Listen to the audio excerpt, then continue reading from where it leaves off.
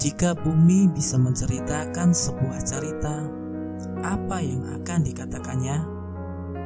Planet ini telah menyaksikan 14.500 perang sejak 3.500 sebelum Masehi, dan menyaksikan 3,5 miliar nyawa manusia dipersingkat di arena pahitnya medan peperangan. Perang adalah aspek budaya manusia yang paling abadi dan tragis. Dan inti dari setiap konflik yang berlumuran darah adalah mereka yang berperang dan mereka yang menderita. Kami terharu dengan tubuh orang yang tiada karena konflik peperangan, tetapi kami juga berdiri di atas kenangan pengorbanan mereka.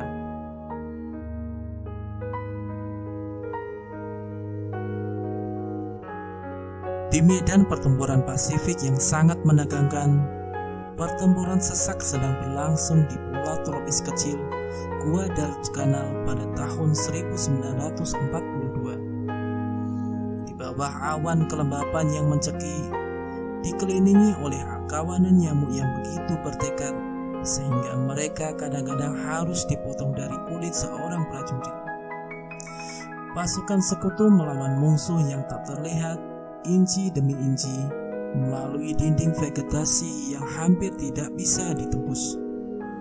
Bersama dengan unit patroli Amerika, fotografer live Rob Moss memiliki kesempatan yang hanya sedikit warga sipil inginkan, yaitu pandangan mata seorang prajurit tentang kebrutalan perang yang sangat kejam.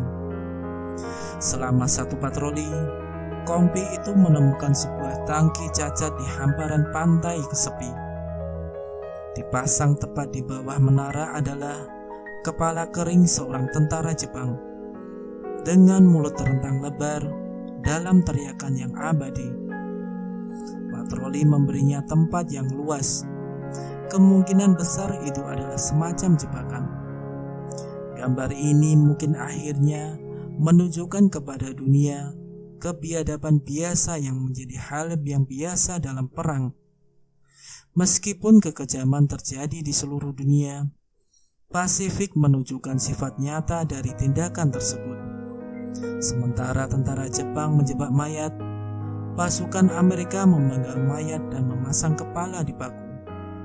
Kedua belah pihak membuat kalung gigi manusia sebagai piala perang.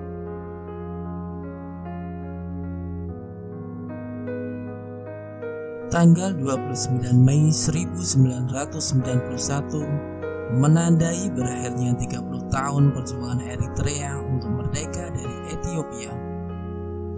Hampir setahun sebelum hari bersejarah itu, Front Pembebasan Rakyat Eritrea atau EPLF memulai serangan besar-besaran terhadap kota pelabuhan Massawa di Ethiopia dengan harapan akan mengganggu jalur pasukan tentara Ethiopia. Setelah 3 hari pertempuran sengit, EPLF berhasil mengamankan kota itu, tetapi Ethiopia belum siap untuk menyerah. Selama berhari-hari, mereka menyelimuti kota dengan bom napalm dan klaster yang merenggut nyawa ratusan orang di tanah. Sebulan kemudian, pemboman udara dimulai lagi. Saat toko makanan dan bantuan kemanusiaan terbakar, warga sipil kelaparan dalam kerumunan massa di bawah tempat perlindungan bom improvisasi. Sebagian besar gambar dari video yang keluar dari pembantian itu terlalu mengerikan untuk media. Namun gambar tunggal seorang pria Eritrea yang duduk di selongsong bom berbicara lebih keras daripada gambar paling mendalam yang pernah ada. Kesedihan suram di mata pria itu dan sekitarnya melukiskan kehidupan warga Eritrea pada waktu itu dengan satuan kuas rumit yang tidak akan pernah pudar dari sejarah.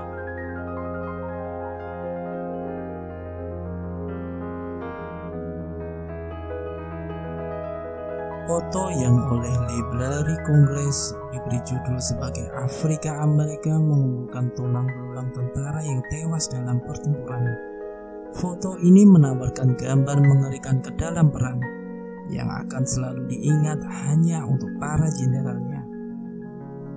2 minggu kejadian horor yang merupakan pertempuran Cold Harbor dimulai pada tanggal 31 Mei tahun 1864 yang mengakibatkan lebih dari 18.000 korban, dan perang itu menjadi sia-sia seperti yang kemudian dikatakan Jenderal Grant.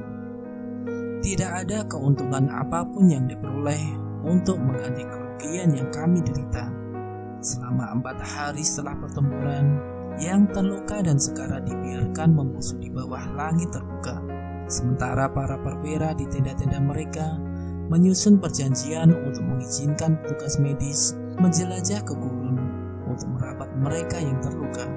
Pada saat mereka tiba, semuanya sudah terlambat. Sebagian besar pria telah meninggal.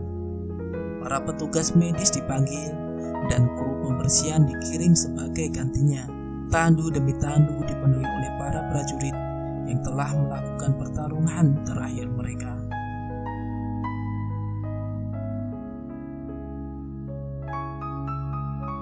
Sekilas tidak ada kekerasan atau kengerian di dalam foto ini.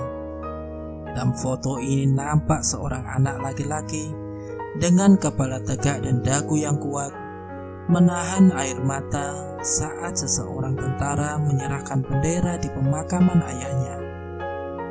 Tapi gambar ini sendiri sama mengejutkannya dengan foto yang diambil setelah pertempuran, karena itu mendefinisikan orang-orang yang masih memiliki seluruh hidup mereka untuk merasakan sakit hati yang menusuk karena kehilangan seseorang yang sangat dicintainya. Anak laki-laki itu adalah Christian Kolczynski dan dia berusia 8 tahun.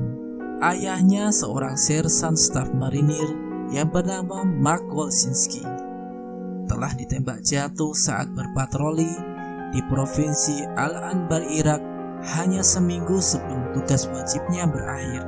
Dengan wajah sedih, Christian dengan wajah gemetar disaksikan oleh orang-orang yang sama kehilangan saudara laki-laki, ayah atau anak laki-laki. Tapi harapan adalah kekuatan yang tak tergoyahkan.